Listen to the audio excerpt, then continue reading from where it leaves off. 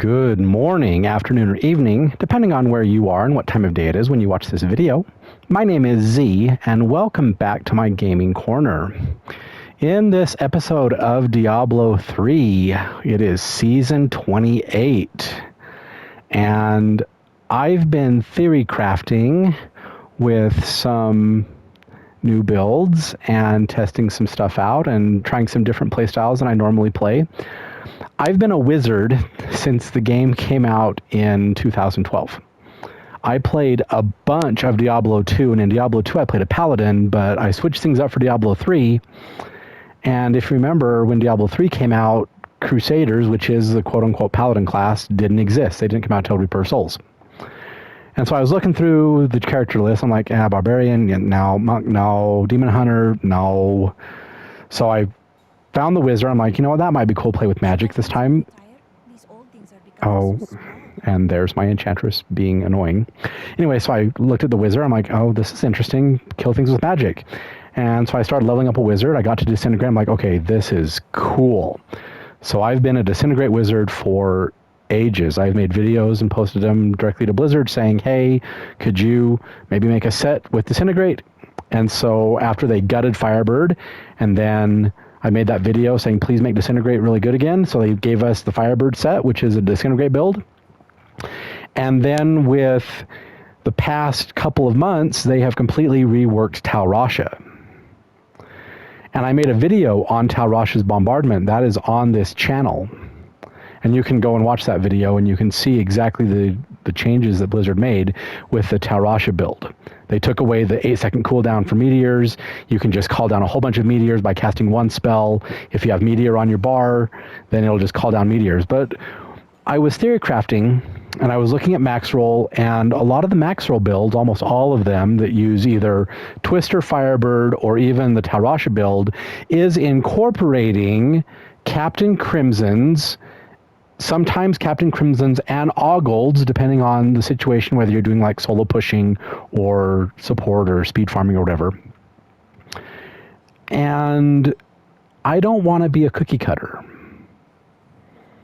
Yes, the max roll guides are wonderful for new players, that people that don't know everything, that need a little help and want some ideas. Yeah, go to max roll. Great. It's wonderful. I'm the kind of player that I've been playing this game long enough to understand what the pieces do, what items have what powers synergize well together. And I was looking at my Rasha stuff, and I was looking at that 4-set bonus that says that attacking with meteor reduces the cooldown of teleport by 1 second. So you have to cast 11 meteors. And if you're using the Mempo of Twilight Helm, which causes Meteor Shower to apply to every meteor, whether it be the base meteor, or if you want to change the skill and use like a Comet Meteor, it applies Meteor Shower to everything. So you cast 11 meteors, you get... How many do you get with these meteors? 3, 4, 5, 6, about 8. So you need to cast that twice in your teleport reset. But the Firebird set says on the 4-piece bonus that when you cast Disintegrate, you're adding combustion stacks that reduce the cooldown of teleport by 2% per stack, stacking 50 times, which is a 100% reduction in the teleport time. So teleport basically has no cooldown. So if you're casting Disintegrate and you have your Disintegrate stacks, you can just teleport whenever you want, go however you want. If you hold down the teleport button, you can just teleport wherever you want and just go faster than anybody. Okay, but what would happen if I started playing Rasha with Firebird? And so I started putting together this build, and I'm calling this build, if you look at it in my armory, I'm calling it Rasha's Phoenix, okay? Because I've combined Rasha's Meteor set with the Firebird set that allows me infinite teleports, as well as the combustion stacks and the Annihilation, the execute button. because the way that it works, I don't have the 6 set of Firebirds where it says you gain 5,000% increased damage when Ignite's applied, and then when you cast a non-channeled fire spell, it deals combustion stacks times the immolate, whatever. Okay, I'm not using that, but it plays the same. Now, this is not a Firebird Twister build. This is a Rasha's Phoenix build. This is completely different. This can play as Rasha, or you can play as Firebird, and it takes the strength of both of those sets and combines it into one build. So let's look at the gear, let's look at the stats, and I'm going to give you fair warning. This build that I have on screen right now is not optimized. I haven't done min-maxing. I haven't looked for the correct pieces, like I'm still missing the proper bracer. I could possibly still be missing a better version of the ring. I could be missing some cube powers. I've just thrown this together, done a few rolling on a few pieces, and it's already destroying a whole bunch of stuff. I've tried to do altar. I'm filling out the altar. It's destroying everything I need to do the altar. It's destroying everything I need for the season journey. I've already done boss rush with it. I'm working on Years of War with it. It could potentially do Speed Demon. I'm just having a little bit of trouble with the 2-minute timer on the Speed Demon, which is kind of annoying. But it will do everything. So let's look at the gear. You need the full Rasha set, but we're only using 5 pieces.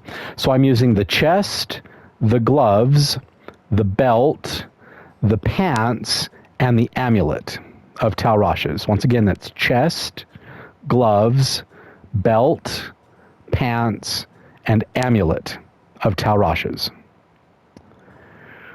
And then for the Firebird set, I am using the shoulder, the boots, and the offhand.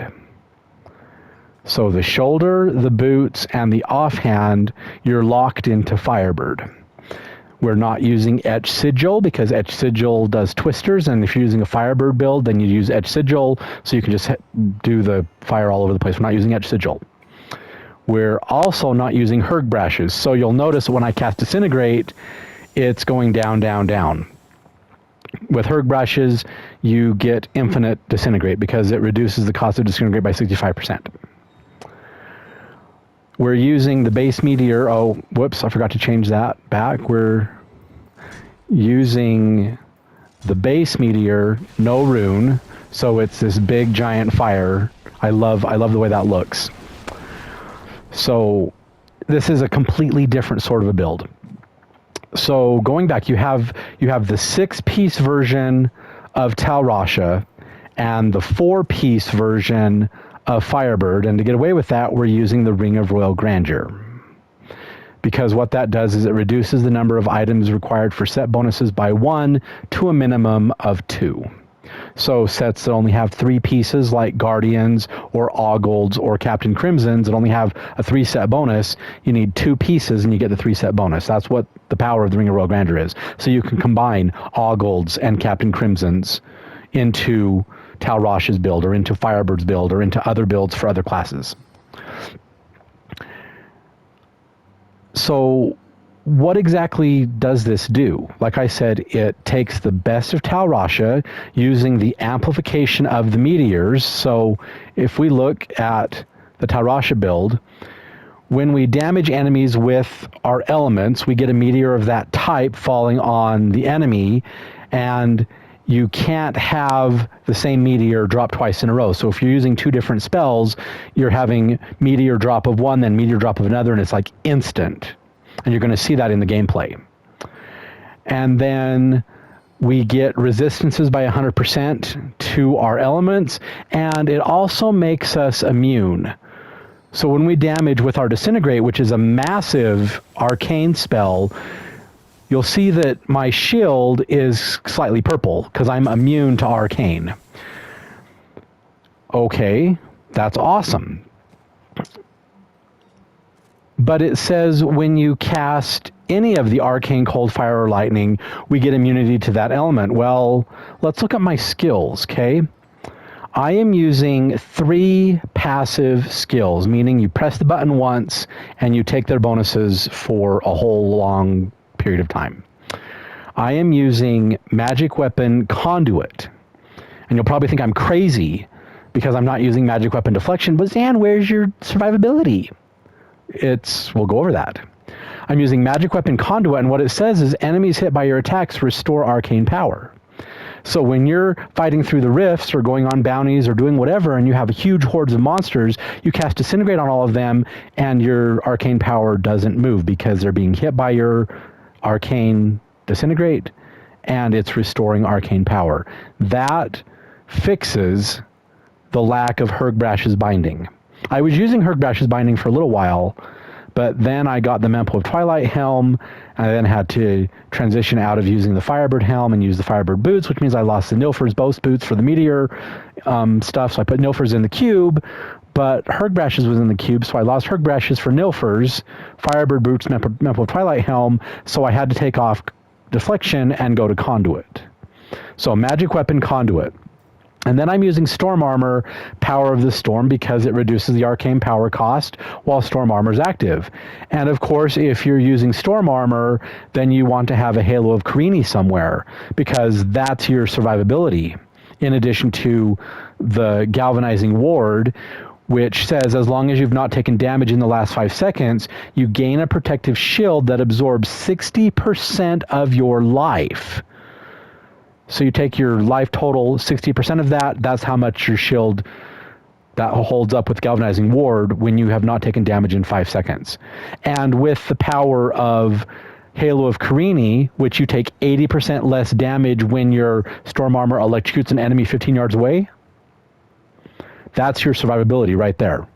So you don't need to have Magic Weapon Deflection, you can use Magic Weapon Conduit. Okay, then we're using Storm Armor, Power of the Storm.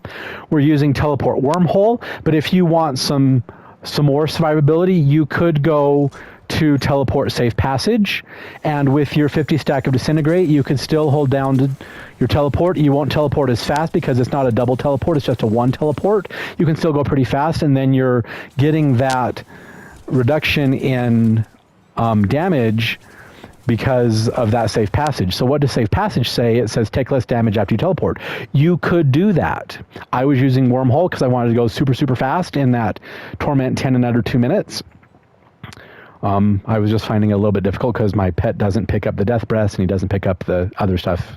So I was stopping to pick up Death Breath, and anyway. But you could use safe passage. I'm using the Meteor, just the base Meteor, no Comet, no Star Pact, no Meteor Shower, no Massive, just the base Meteor. Now, if you want to mix and match and play with some stuff and use the Comet Meteor with the Spark Flint Familiar for more damage, guess what? You can. I'm not, but you can.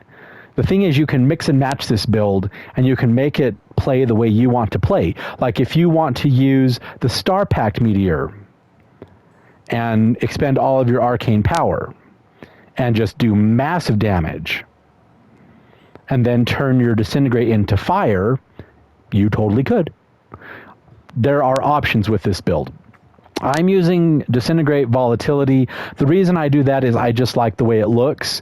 If I did the base Disintegrate, like no runes. Disintegrate, it's kind of orange, whatever.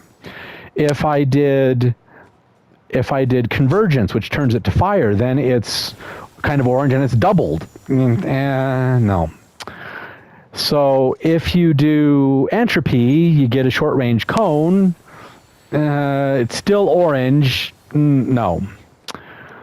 If you do Chaos Nexus, it's the main Disintegrate, but when there's enemy around, you're shooting other Disintegrates at the other enemies, and you're like in a Disintegrate bubble. Like, no, it's still orange. And if you do Intensify, then you get kind of an pinkish, orangish, reddish. Yeah, no. But Volatility, you get this narrow, laser-like, fuchsia, pinkish, reddish colored beam. I love that. I absolutely love that. So we're using Disintegrate Volatility, but you can use whatever rune you want to your heart's content. You can pick whatever you like. And then finally, we're using Familiar.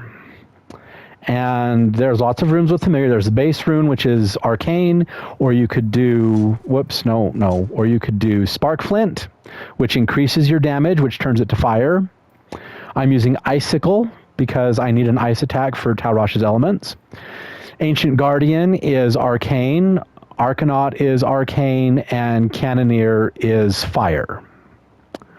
So we have Fire, Ice, and Arcane that we can choose with our Familiar. We have 2 that's Arcane, or maybe this one restores life. No, those look like Arcane shots. So our Disintegrate's already Arcane, so we have to choose something different. So that's why I decided to go with Icicle, because I need to have an ice attack. So there we go. You see those little ice shots. When I cast Disintegrate, my little Familiar is casting Icicle shots. Okay. Now with Tal Rasha's elements, you have to cast 4 different elements for the 6-piece set. So attacks increase your damage by 2,000 for 8 seconds. Arcane, Cold, Fire, and Lightning each add a stack. At 4 stacks, each different elemental attack extends the duration by 2 seconds to a maximum of 8. Well, Disintegrate is a constant attack. Your Familiar is shooting off icicles, so I'm casting 2 things at once because they allowed this set, when I say they, I mean Blizzard. Blizzard allowed this set to accept passive abilities, which totally is right up my alley. And so I was thinking, well, how can I increase the teleport? Oh, let's use Firebird 4-piece, then I get infinite teleports. So with the passive abilities, your passive abilities like Storm Armor have to connect with an enemy. Like when I cast my Disintegrate, you'll see I already have a 2-stack. If I cast my Meteors, there's a 3-stack. But then where's the 4-stack come from? It comes from the Storm Armor electrifying an enemy for the lightning attack. So I can get to 3 in town, but I need to go kill enemies to get the 4-stack. Okay, so I'm using the 6-piece of Tal Rasha, the 4-piece of Firebird. You can use any weapon you want. The Meteors are your main source of damage because this is a Tal Rasha build, but you also have the added benefit of the extra life from Firebird and the infinite teleport of Firebird, so this becomes a super speedy Tal Rasha build. So you can play it as a Firebird build, and your non-channeled fire spell is right there, and because it's a Tal Rasha build, the Meteor does buttloads of damage, and I mean buttloads. Okay, so for our rings, we're using 1 Ring of Royal Grandeur, and then because we're using Tal Rasha's elements, it seems only fitting we should use a Convention of the Elements. I found this, I haven't found an Ancient Virgin yet, but look at it, 471 out of 500 intelligence, 6% out of 6% max for crit chance, 190% out of 200 for the legendary power, and it came with cooldown reduction. I don't use abilities with cooldown, so I rolled that into crit damage. If I can get that to 50%, I all of a sudden have a near god roll on a Convention of the Element because it has intelligence, crit at max, and then near max on the legendary power. Nearly a god roll. Okay, so Convention of the Elements. And then for the Bracer, because we're not using Twisters, which Rancer's Folly is a Twister build, I really need to have Ashkenar's Blood Bracer, because what that does is it increases the effectiveness of your shields. We're using 2 shields. We're using the shield from Galvanizing Ward, which is we don't take damage, so we get a protective shield that absorbs 60% of our life. And then when we cast our elements, we get a resistance of up to 100% on a shield that makes us immune to that element, but raises our other resistances by 100 points. So there's our 2 shields. And then we have our Storm Armor shield, with which Halo of Carini reduces our damage taken. So with Ashkenar's Bloodbracer, because we have this massive shield on us, when I cast Disintegrate, that shield turns purple. Ashkenar's Bloodbracer would exemplify that shield. I haven't found the Ashkenar's Bloodbracer. So again, the build is not optimized. And for a proper weapon for this build, you would need to have a one-hand, because we're using the Firebird's Eye. If you use a two-handed weapon, you lose the Firebird Eye, and you lose the 4-piece bonus of Firebirds. So it has to be a one-hand weapon. The obvious choice would be Death Wish, because then when you're casting Disintegrate, it increases all damage by up to quadruple. 300% is quadruple damage. That would be the obvious choice, because you would use Death Wish in a Firebird build. But I don't have a really, really good Death Wish. I haven't found one. I mean, I found Death Wish. I've put it in the cube, but we're using other things in the cube because, like I said, this is a melding of Tal Rasha with Firebird. We use some things that you'd only use with Firebird, some things you'd only use with Tal Rasha, and we meld them together and have a whole lot of fun. So let's look at cube powers. For our weapon, we are using the Grand Vizier because it reduces the arcane power cost of Meteor, which is 4T arcane power. That reduces it by 50%. So now it only costs 20 arcane power, and it increases their damage by 5 times. A 400% increase to damage is a 5-time increase to damage for Meteor. Beautiful. And then this is where I lost Hergbrash's Binding. I had it in the cube so I could use Disintegrate infinitely, but the Nilfur's Boast increases the damage of Meteor by 7 times, but if it hits less than 3 enemies, it's increased by 10 times. Because a 600% increase is 7 times damage, and a 900% increase is a 10 times damage. So we are getting a 10-time damage. There's 5 times there, 7 times. We're getting a 12-time, not 10, but 12-time damage on Meteor, because 7 times and 5 times, 7 plus 5 is 12 times. So Meteor does 12 times the damage, or 13, what is it, 13? Oh, 1100%. So 605, 4 and 6 make 1,000, which is 11. Okay, so it's being times by 11. So 11 times damage, it's a 1,000 increase percent of damage. So 11 times damage on Meteor. But if Meteor hits fewer than 3 enemies, excuse me, sorry, I have a frog in my throat or something. If Meteor hits 3 or fewer enemies, then you get a 1,300% increase of damage, or 14 times damage. So it jumps from base Meteor damage times 11, or if it hits fewer than 3 enemies, it jumps up to 14 times damage. Massive, massive, massive increase to Meteor damage, and you're going to see a lot of Meteors. But it's going to play a lot like Firebird too, because we're going to be zipping around, shooting Disintegrate off, not losing our combustion stacks, and keeping our 4-stack with Tal Rasha. So we're taking the damage from our combustion stacks, we're taking our 2,000% increase times 4 for 8,000% increased damage, or 81 times damage from Tal Rasha, melding those together, and we just do insane amounts of damage. It's beautiful. And then, of course, Halo of Carini is part of our survivability with our Galvanizing Ward for 80% less damage when our Storm Armor strikes an enemy 15 yards away or more. Okay, let's look at other skills. I'm taking Temporal Flux. And the reason I take Temporal Flux is, you know that Bane of the Trap gem that everybody loves because it's the most powerful gem in the game? It increases the damage you do against enemies under control impairing effects, and slow is a control impairing effect. And when you I'm sorry, I'm having problems with my buttons. When you deal damage with Disintegrate, which is a massive arcane skill, and you hit enemies with Disintegrate, they are slowed by 80% for 2 seconds, and then your Bane of the Trap kicks in at 100 yards, because that beam is 100 yards away. So you're proccing Bane of the Trapped at 100 yards. It's beautiful. And everything that's caught in that gets Bane of the Trapped. The other passive I'm taking, because I lost Hergbrash's Binding, I'm using Astral Presence because it increases arcane power by 20 and its regeneration by 2.5 per second. If I was using Hergbrash's Binding, I might go for Power Hungry to do more damage at 30 yards to give more damage just like Zeiss does. Or you could even take Talrosh's Element if you want to and use Elemental Exposure.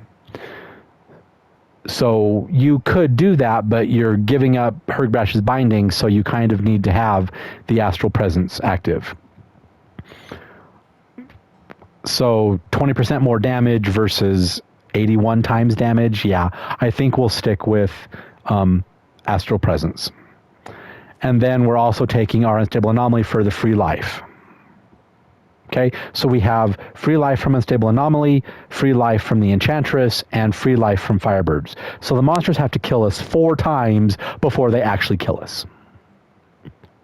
Okay, if we look at our follower, the follower is using stuff that emanates, so our gear is indestructible.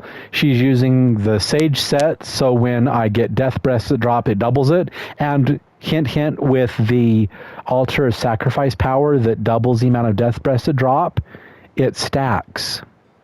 So if 1 Death Breath drops, the Altar amplifies it to 2 Death Breaths, and the Sage's set amplifies it to 4 Death Breaths. So, yeah. I did a rift, and I posted pictures of it on the Discord. I had a 12 Goblin pack in a normal rift, and it was right at the end in the Rift Guardian spawn, so I had 12 Goblins and the Rift Guardian, and I got 165 Death Breaths from 12 Rift Guardians from 12 Goblins and the Rift Guardian, 165 Death Breaths. Yeah, it stacks, which is great. It's wonderful. She's also using the Cane set, so when a keystone drops, I have a chance for another keystone to drop, because I needed 20 keystones to sacrifice for the altar.